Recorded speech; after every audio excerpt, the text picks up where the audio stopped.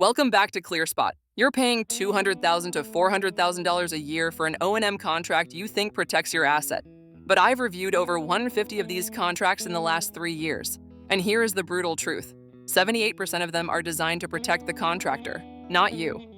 While you're focused on the price tag, the fine print is capping their liability and letting them bill you for extras that should be part of the job. Today, I'm showing you the 7 clauses you must negotiate and the 3 you should reject outright. If your inverters are humming but only producing 60% power due to a missed fault, your contractor just met their SLA while you lost 40% of your revenue. That's not a partnership, that's a loophole. Clause number 1, performance-weighted availability. Move the goalposts. Don't settle for connected. Demand that SLA is only met if production hits 90% of expected output. Clause number 2, force majeure limits. Weather happens, but parts shortages and staffing are their operational risks. Don't let their bad management become your act of God. Clause number 3, explicit response times.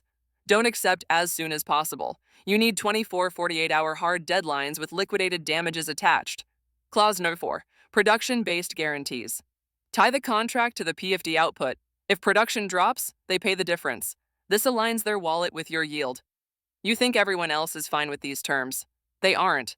They're just trapped in 5-year deals they're too afraid to fight. You have leverage before you sign, competitive bids, and the hard performance data I'm giving you today. That's their operational risk, not yours. Like, share, and subscribe for more solar insights. ClearSpot, smart device, smarter decisions.